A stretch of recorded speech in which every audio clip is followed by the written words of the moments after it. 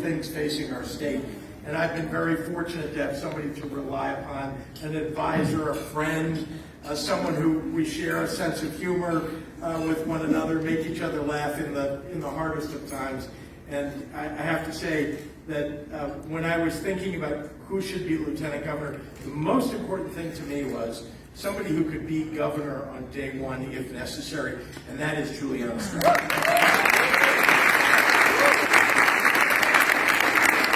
Well, good evening, Northfield Township Democrats.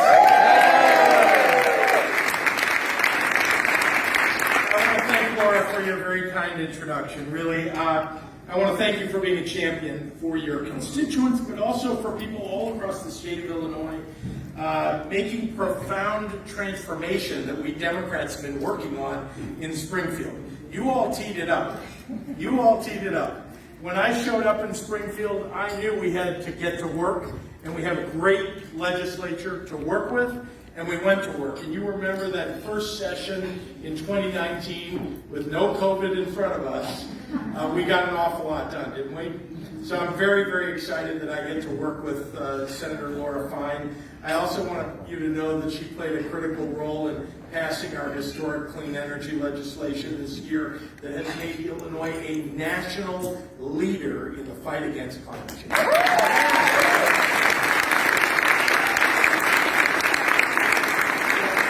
Also to Tracy Katzmal, I mean, I'm not sure what to say after listing off all of the statistics about all of the people that you got out to vote here in Northfield.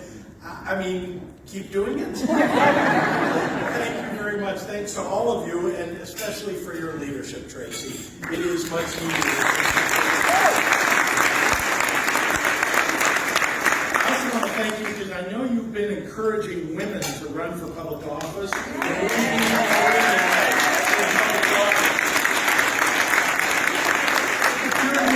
Northfield Township, you send amazing people to represent you in Springfield and in Washington, D.C. And it's really hard not to talk about each and every one of them and their individual accomplishments on your behalf. You should be so proud. But in the interest of time, I just want to say thank you to everyone that's here and to the voters of the township for sending Leader Robin Gable and Representative Jennifer Gong-Gershowitz and Representative Bob Morgan. Where are you, Bob? Representative Bob Morgan.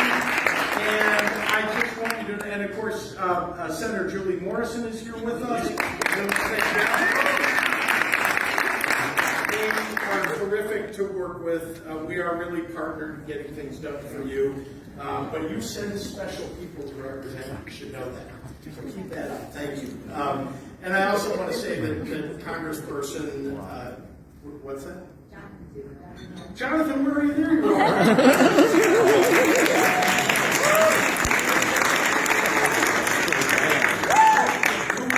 Takes me to task when he thinks I'm not doing it right. And that's what you should want in a representative, so thank you very much. Of course, your congressional representatives, Brad Schneider and Jan Schakowsky, many years ago, before most of you were born, well, many of you were born, I had the good fortune to run against Jan Schakowsky when she was running the first time for Congress. Boy, am I glad I lost. Because she's doing an amazing job on your behalf in Washington, D.C.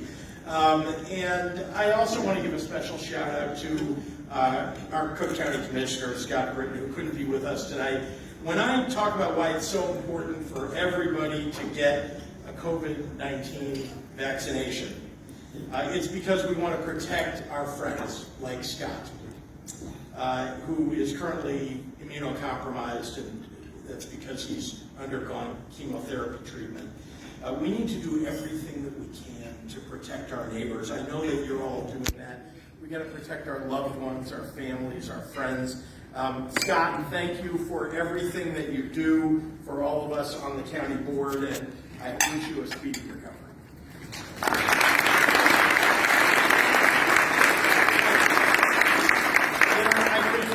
We have enough elected officials in the room that I could go on, and I won't. I do want want to take just a little bit of privilege here too, because I don't want to forget Karen Yarbrough, all the people that are here. I already forgot Jonathan Carroll, my apologies. So many people here, and I can't go through the list, but they've been recognized. There is one person I want to talk about especially though, and that's our Attorney General, Kwame Brown.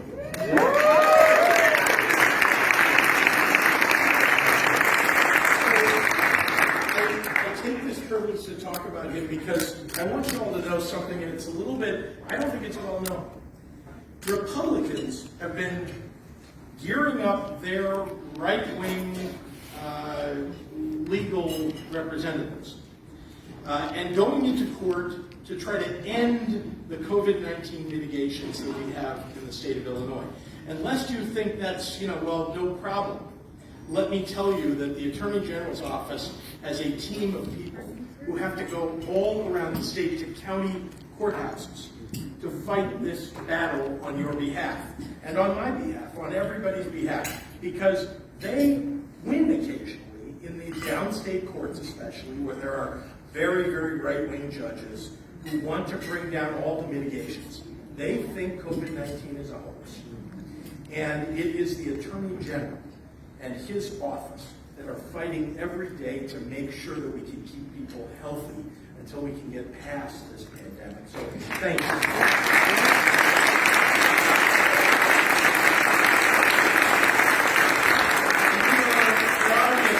For everybody here tonight, especially some folks who are here online with us. Each and every one of you has a real commitment to the great state of Illinois, and I want to thank you for your fight for civil and human rights, for your fight for the future of our democracy, and that is what's on the line. I'm excited about 2022 because Democrats win when we show up and we fight for it. And when I listen to Tracy talk about all that you do here in Northfield, this is what we need everywhere in the state. Because 2022 is going to be just as much a fight as it was in 2020, 2018. These were tough elections, those last two elections. This one is maybe the most important because so much is on the line. Let me tell you why I think this is the most consequential election that we've seen in quite some time. Because so many issues that we care about are on the ballot because of the people who are on the ballot fighting for us.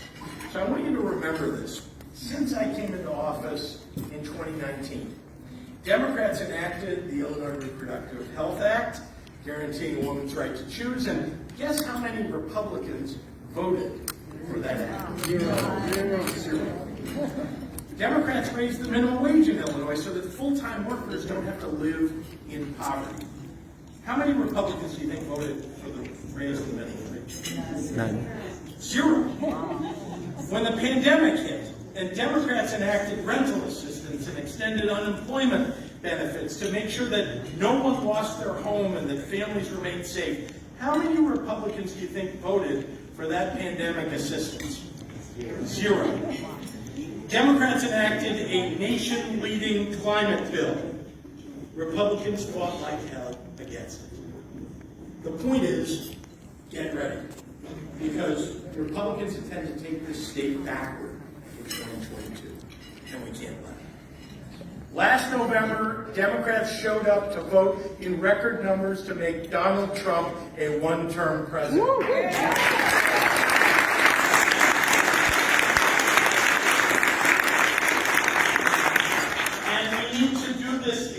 Next year to make sure that we keep Illinois moving in the right direction, to keep our state a beacon of voting rights, of reproductive rights, of environmental justice. What we can't do is let the GOP and their QAnon allies, well maybe they just all are QAnon, erase the progress that we've made over the past few years. Donald Trump is attempting to make a comeback, and we need to stop him by rejecting his candidates in 2022.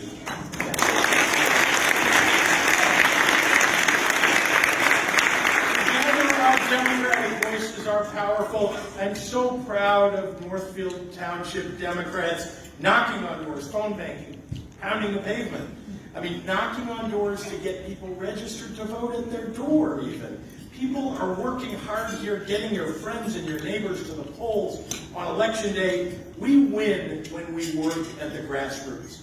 That is how we will win in 2022. I want to thank all of you for being the tip of the spear in this fight.